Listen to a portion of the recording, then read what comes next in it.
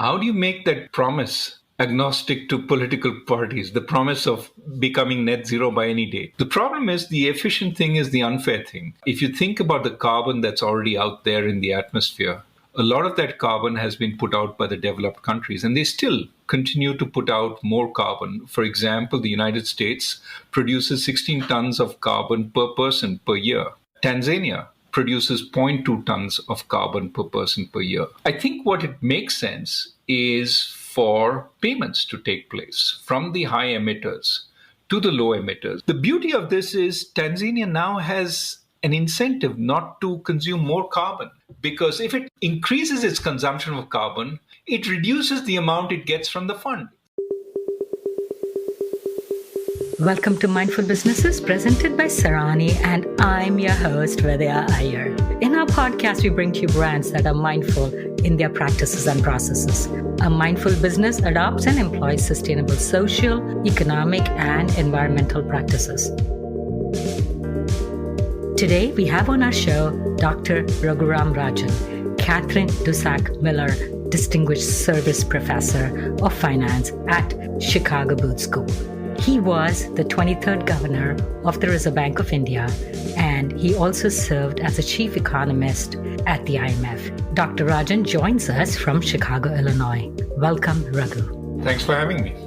In an op-ed published in 1970 in the New York Times by Dr. Milton Friedman, who went on to win the Nobel Prize in Economics, he wrote, and I quote, "Businesses that take seriously its responsibilities for providing employment, eliminating discrimination, avoiding pollution, and whatever else may be the catchword of the contemporary crop of reformers." He compared it to unadulterated socialism. He went on to say, and I paraphrase now, that the goal of the business should be to make as much money as possible while conforming to the social norms. And that is about 50 years ago. Now we've come a full about turn. We've done a complete about turn.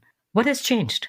To some extent, what has changed is that businesses have come under a lot more social pressure than at that time. It is certainly true that Milton Friedman said the business of business is making money. I think the second part of what he said is very important, that he said within the constraints of the laws and the norms of society. By norms, he basically meant reasonable business practice. Now, what he was very worried about, which is something we should worry about today also, it is important that we remember the basic business of business is making goods and services that you customers want to buy at a reasonable price. That's what a business is about. Now, everything else is over and above it. Obviously, you have to respect the laws. Obviously, you have to do it in the most environmentally reasonable way possible. Now, what he was trying to say, which I think is being debated today, is that you don't have to do anything more than what the laws say.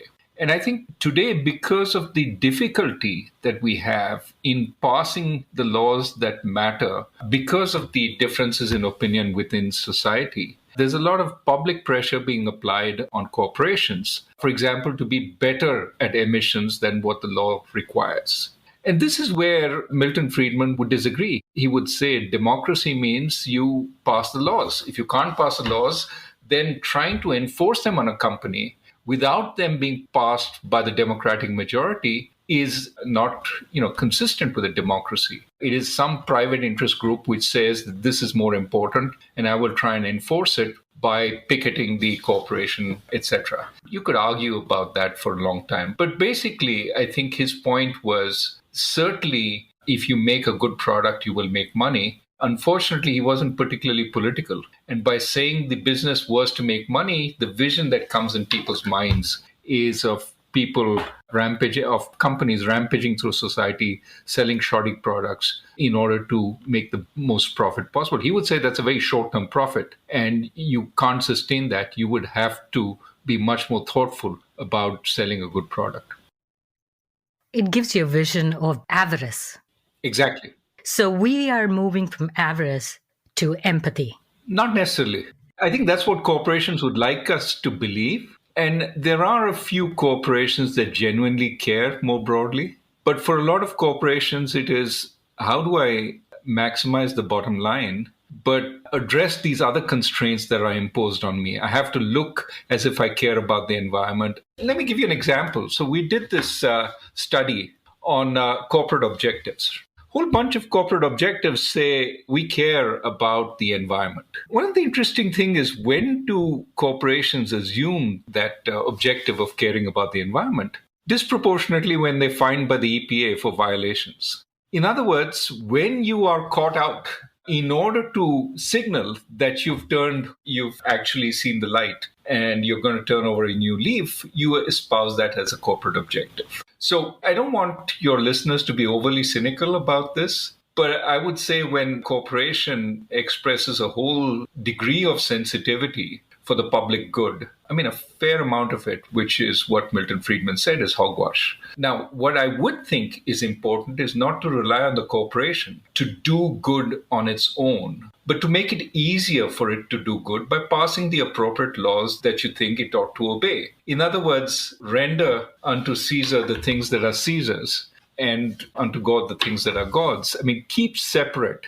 the objective of making money of the commercial proposition, which is what the corporation is about, from the social good, which is what the government is about. But try and ensure the corporation comes under significant sort of rules and regulations, of course, in a reasonable quantity that makes it do the right thing. So I understand your point about democracy, and if we live in a democratic world or a country, the laws will be passed. But you are a researcher at Chicago Booth, which is primarily free market, as libertarian as possible. And you are saying that laws must be enacted to make corporations perform? No, absolutely. So first, a university is a big tent. I don't go to my office every day and genuflect at the altar of Milton Friedman. Any academic god is a contradiction in terms. Your whole objective is to challenge the wisdom. All I'm saying is, in the current environment where corporations have 15 different objectives and claim to be adhering to all of them, where the Business Roundtable says we care about all our stakeholders, we're going to do everything good for all of them, well, you're sort of in a situation where they say they do all this, but obviously, corporations have to choose. They have to choose occasionally between, their shareholder and their worker. They have to choose between the environment and providing jobs. I mean, there are lots of choices they have to make, and being vacuous about it and saying we care about everybody is not helpful in letting you understand what they really care about. And I think it sort of can hide a lot of hypocrisy. I think what is important really is, for corporations to have a set of clear guidelines which they have to follow. I mean, I'm not saying that they're all untrustworthy. I'm not saying there aren't great CEOs who are great human beings also. What I am saying is, don't rely on that. Don't rely on self-regulation by corporations. And I don't also want us to overregulate the corporation. But if you want them to do something, for example, reduce emissions, make that a law. Let them follow the law. And that is the way, whenever we rely on the good intentions of corporations, remember a time when all these social platforms were really idealistic and we thought, do no evil, which was, I think, Google's motto, reflected the true instincts. And now today, of course, many of these social platforms public sees them with a much, much darker view than it used to see them. And in part, it is because we relied on them to regulate themselves. And we said, you're going to figure out what content to allow, and see what happened. And the net effect is now we've got so much disagreement about, say a platform like Twitter, which is in the news today. Should Twitter allow free debate or should it censor debate more?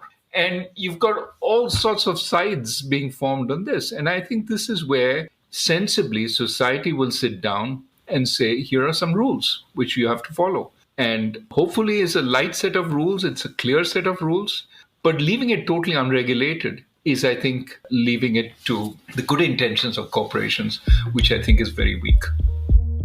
But the truth of the matter is, even if you have regulations, only if it increases profit or some other benefit for the company. Till then, they are not going to do it, right? Absolutely. But that, again, I want to distinguish between long-term value maximization and short term ripping people off.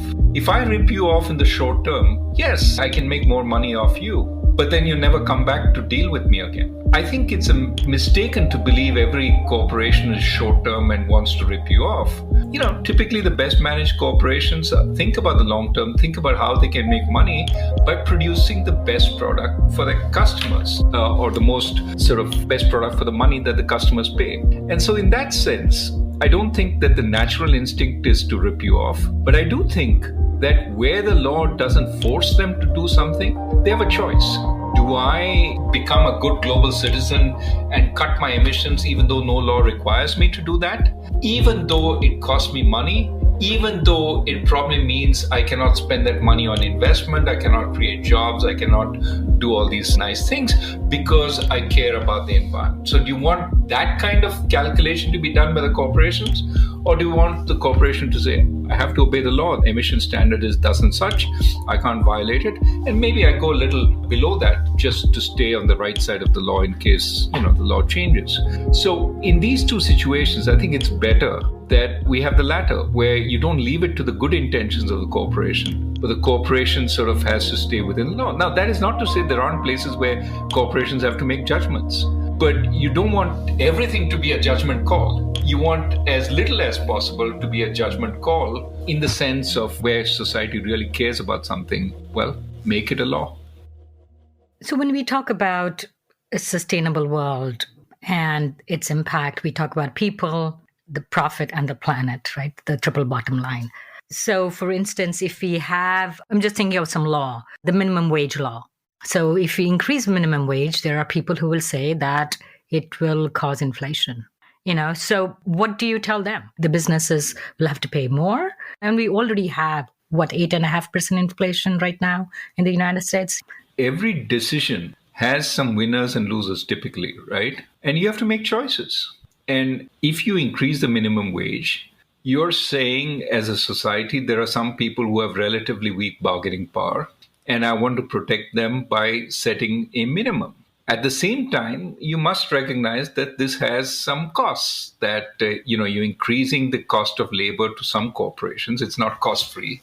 And that those corporations will either pass it on in higher prices, that is your inflation you're talking about, or some of them might find that, this has become too expensive for me to run this particular franchise or to run this particular restaurant, and I'll close it down because it's just too expensive. Now, everybody wants to point to studies, and there are studies which find that, increase the minimum wage, there's no short-term effect. In fact, it may increase business, and that's possible. But it doesn't happen in every circumstance. The notion that choices don't have consequences and we can have everything and be happy, I think is a recipe for La La Land. This is where, for example, when the corporations in their business roundtable statement in 2019 said, we care about everybody, we're going to do good to everybody. That's a nonsense statement. It's a completely vacuous statement. You can never do good to everybody if you're running a serious business. You have to make choices. Sometimes it is for the shareholder versus the employee, sometimes for the employee versus the shareholder. Think about Google. There was a project at the Defense Department, which basically was about artificial intelligence for drones in devising targets for military uses, right? And a bunch of Google employees said, no, we think this is terrible. We're not going to work on this. And Google at that time just dropped the project. It said, okay, our employees are more important than the bottom line because they contribute to a larger bottom line in all the other stuff we're doing. So they dropped the Department of Defense project. And so that's an example where a corporation has to make a tough choice. It can't be nice to both the Department of Defense, which is an important customer, its employees, an important stakeholder, as well as shareholders. It's making choices. It's probably saying, in the interest of maintaining the sustainability of the company, I have to emphasize my employees, and that is going to be good for the long run bottom line. But the Department of Defense gets hurt in the short run. So you served as the governor of the Reserve Bank of India. And as a banker, I have to ask you a few questions. Well, I'm more of a bank regulator than a banker, though I did work in a bank once upon a time. But yes, happy to answer the question. So there are these neobanks, and they seem to be disrupting the banking system. They are working, I want to say, under the regulators' radar, because one of our guests, Ernin, the founder's name was Ram Palaniappan. What he said is that the regulations for now work for the banks, not for the customers. As the neobanks come, how will the banking environment change to help more people get fair credit, grow their credit fairly, not be predated by the banks? How will it work?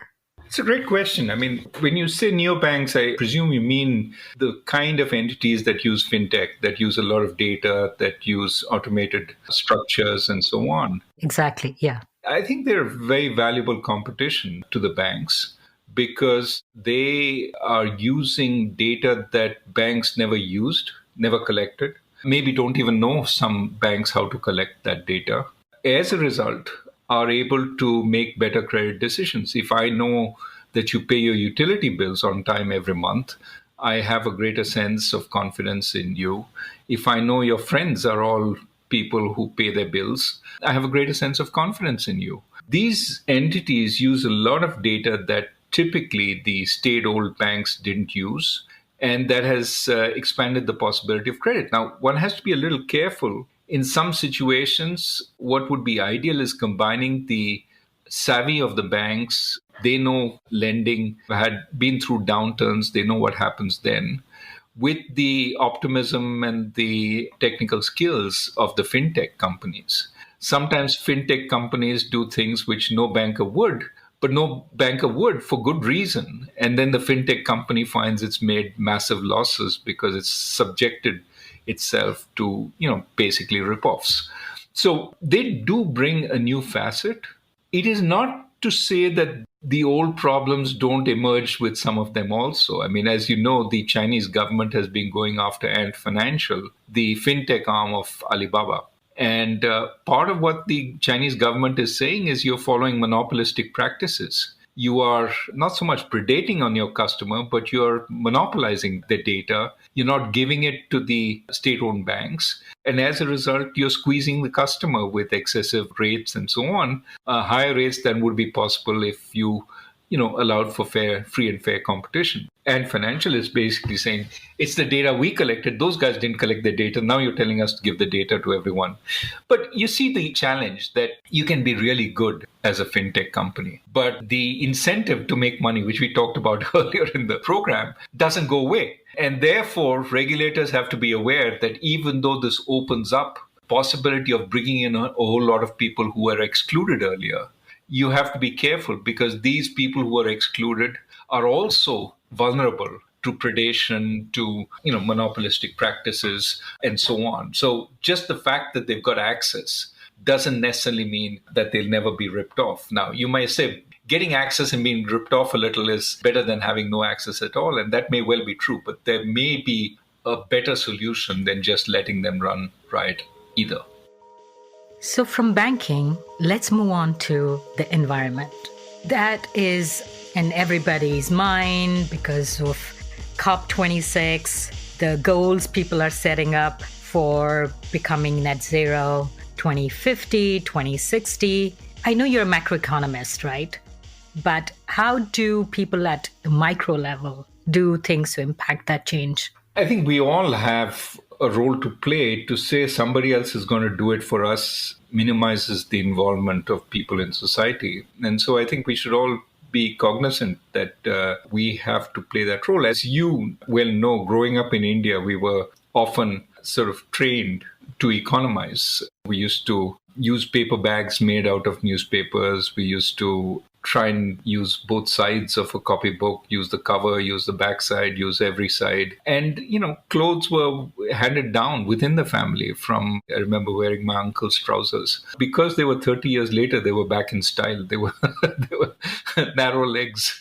But these are the kinds of things that, you did. And I think we need to embrace that old philosophy of being careful on consumption. As I think former finance minister in India, Yashwant Sinha used to say, if the whole world consumed at the rate of a suburban American household, there would be no planet left. Just imagine the Indian household consuming at this rate. I mean, you simply do not have sustainability. If we are to create space for the poorer countries in the world to be able to consume more, richer countries have to tighten their belt somewhat. So that's the personal effort. You cannot sort of preach conservation, etc., while having a year-round heated swimming pool. You have to ask what the cost of that is. I mean, no matter whether you buy carbon credits for that or not, you have to think about your own lifestyle. That said, I think there is an important role for getting the incentives right globally. This is where, I mean, most economists would say, let's impose a common carbon tax around the world so that everybody sees the common cost of producing carbon, and that'll be the efficient thing to do. The problem is the efficient thing is the unfair thing. If you think about the carbon that's already out there in the atmosphere, a lot of that carbon has been put out by the developed countries, and they still continue to put out more carbon. For example, the United States produces 16 tons of carbon per person per year. Tanzania produces zero point 0.2 tons of carbon per person per year today. And this is after all the conservation, etc., that has happened in advanced countries. Should Tanzania have the same responsibility for reducing its carbon as the United States should have? That leads to my next question about just transition. Not sure if you've heard that terminology. And why should Tanzania now say, who's trying to grow, who's trying to develop, who's trying to catch up with the United States in terms of their infrastructure, their building, their development, why should they say, okay, I'm going to stop at 0.2 tons, whereas the United States and Russia and many of the other countries, if you take what we call stock carbon that they have not going forward in the past, how much they have put out in the atmosphere, how is it fair to Tanzania? It's certainly not. At the same time, it's inefficient for Tanzania to build coal plants today when you're scrapping coal plants in the United States or in Europe, right? But often the technologies which are dismantled in one economy and disallowed goes to the people who cannot afford the latest technology. Yes, of course. But you don't want emissions being produced to the same quantity in Tanzania that you just avoided in the United States. That makes absolutely no sense, right? You close down the plant in the US, transport it to Tanzania, and start it up again there. It not only doesn't make sense, but all the workers in that plant in the US will naturally feel aggrieved. You've closed us down, but for what aim? You've started it up in Tanzania. That makes no sense. I think what makes sense is for payments to take place from the high emitters to the low emitters. Here, we won't give you the coal plants, and we would hope that you won't, in a sense, build coal plants. But instead, we're going to make transfers to you which allow you to go directly, for example, to solar plus battery or wind plus battery. And that way, it's win-win. But you develop in a green way so you don't have to scrap the stuff down the line. And we basically are paying you for it. So in that sense, we're recognizing our responsibility. So I have a very simple scheme for that, which I actually this morning spoke to the finance ministers around the world trying to describe it. It's so simple. It's basically, let's set the world average of emissions per capita. How would you set that? You know that. It's 4.6 tons per person. That's the world average. If you're the US emitting 16 tons, you're over-consuming carbon emissions. And therefore, you should pay a price for it, because forget the past, forget the stock that you put out, even if you let bygones be bygones. But charge for what people are emitting today, because they're consuming that carbon stock that we have left before we reach the 1.5 degrees centigrade. So in a sense, when the US puts out 16 tons, it is consuming Tanzania's stock. And so the US should pay Tanzania for the right to consume some of Tanzania's stock. What is the simple mechanism? If I'm consuming 16 tons, I'm consuming 11.4 tons over the world average. For every ton I consume more than the world average, I pay $10 per ton. 10 is not a large number, given most carbon taxes are thought of as the right number is $75 per ton, but let's say 10. $10 per ton times 11.6 means $116 per person times 320 people in the US. That's 38 billion. 38 billion is the amount the US pays into a global fund for over-consuming carbon relative to the rest of the world.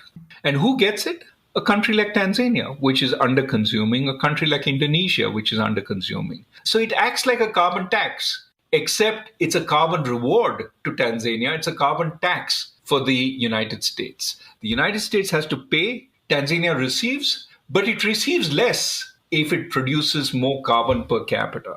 And that's why Tanzania has the same incentives to sale as the US. It's the efficient system, except it also takes into account fairness. The incentive structure that you're proposing doesn't really incentivize America to move their energy production to Tanzania. Tanzania will say no because I would lose this credit. Absolutely. That's exactly right. The US wants to consume less of carbon, so it wants to go green. But Tanzania also wants to consume less of carbon because it gets more if it consumes less of carbon. So Tanzania also wants to go green. You don't have this shifting of brown assets across the world. Everybody wants to go green. That's what we want, given the urgency of the climate situation. You presented this paper today, and I just want to note that today is April 19th, 2022, and you presented it to the Coalition of Finance Ministers for Climate Action. That's right. So who will collect this fund? Who will be, I'm just trying to understand the mechanics. Will it be World Bank or? Yeah, you need a small bureaucracy. And I mean it not in the pejorative term, but what you need is technocrats, right? Because you need first to measure the emissions. That's one thing we don't do. We don't measure the true emissions that a country puts out carefully. Second, you need to make some adjustments. The system I suggested was really simple, but if you want to sort of penalize consumption rather than production, you have to also adjust for the fact that some countries import goods which are very carbon intensive. They import all their manufactured goods. So some other country is getting the blame for the carbon that's embedded in those goods, even though the final consumption is by a country that imports goods. So you have to adjust for the goods that are traded. So for instance, China's carbon output will be lower if you go towards the consumption part of it, because so many of the goods come to America. Exactly. So you got it right on. China would be penalized 35 billion if it was penalized for production. But if it is penalized for consumption, which it consumes far less, it would be more like 20 billion. Talk about the scheme. So does the scheme have a name? Would it be credits? Would it be incentives? Well, $10 per ton is called the Global Carbon Incentive. I didn't want to call it a tax because it's an incentive. And it's called the Global Carbon Reduction Incentive, Global Carbon Reduction Scheme. But see, the problem in these things is really, this goes back to an earlier conversation we had, which is when you leave things at the level of fuzziness, nobody accepts responsibility. So today, there is no responsibility on who's supposed to take actions on climate change, who's responsible for paying into that 100 billion fund that developing countries were supposed to get starting 2020 to help in mitigation. That's $100 billion per year. Nobody's talking about where that is. And generally, when they start talking about it, it is by repurposing all sorts of aid to do that. I think it is high time that we recognize who's responsible for putting this carbon out there and who continues to do it. And once you can fix responsibility, then it becomes clearer who has to take more action. Otherwise, basically, it's a time-honored moral that the polluter pays. Those who are emitting the most at this point should pay. Let the stock. Don't even need to worry about that. If we could get the high emitters to pay today, they have the incentive to change. But you can also get the funds to help the poorer countries sort of adapt and mitigate. And that is where we should be going. That is what we should be thinking of. You touch upon a point because we have America wants to be net zero by 2050, I believe, and China 2060. But what if the administration change, politics and politicians change? How do we make your scheme agnostic to political parties and political motives. How do you make that promise agnostic to political parties, the promise of becoming net zero by any date? Exactly. The answer is none of these. I mean, it's even less credible when a country makes it itself, because a country can always change its mind. What I'm trying to say is let's get the body of nations to come together and agree that this is really what is just, what is moral, what is sensible. And then there will be pressure from outside on countries. Yes, really dogged administration can say, I don't believe in any of this. But it will be going against the grain. And the only reason countries are making these kinds of pledges is because it plays well domestically. If there is a sense that this global scheme is going to bring everybody on board and it's going to limit the amount of free riders and it's going to work effectively with respect to developing countries, making them see the light also, then I think there'll be a lot of domestic impulse in countries to push for this. And hopefully there will be more action. Right now, asking every country to set, its own limits and what it's willing to do is a fool's game. First, it's not even clear that we measure these things properly. What does net zero mean? And second, you said the US picked 2050, China picked 2060, India picked 2070. I mean, which one of us is going to be out there in 2050 to monitor this thing?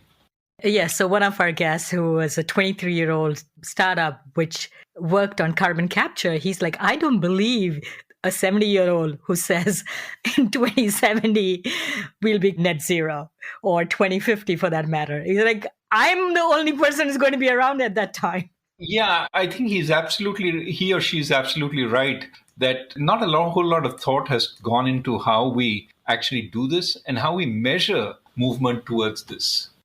So how about some penalties? And I know we have to work with incentives. You don't want to call it a tax. How about penalties for non-compliance? That's what the system is. That's what the system that I'm proposing is. It's not so much penalties. I don't want to call it penalties, but it is an incentive scheme. And those who are polluting the most or who are emitting the most should be incentivized to cut back. The problem is that, everybody wants to let things be loose and informal because there's no pressure then. And they can respond to the pressure of the day, which is typically COVID, the war in Ukraine. I mean, these are important, of course. But the planet's existence is probably sort of an order of magnitude more important than the issue of the day.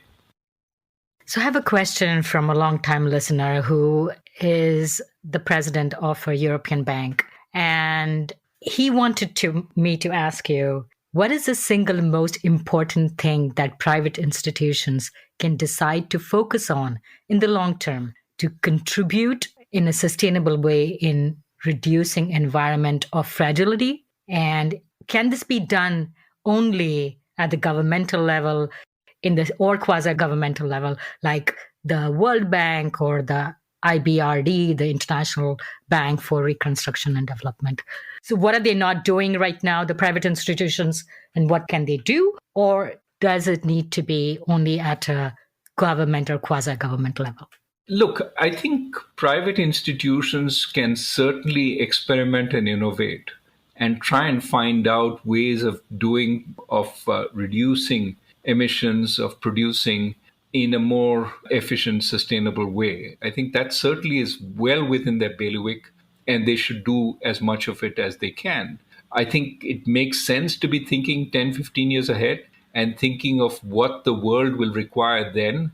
And that typically will mean going greener in terms of what you do, and perhaps investing in greener production, in greener outlook before the world fully moves to it may be an important, and indeed, bottom line expanding decision, because you're making the changes when nobody else is doing it. And it's, in a sense, an open area where, in fact, the costs of doing what you're doing may, in fact, be much lower. So I think it's a sort of win-win situation when you're looking ahead, trying to see how norms, how values will change in society, and trying to adapt your business for that. And that typically will mean going greener.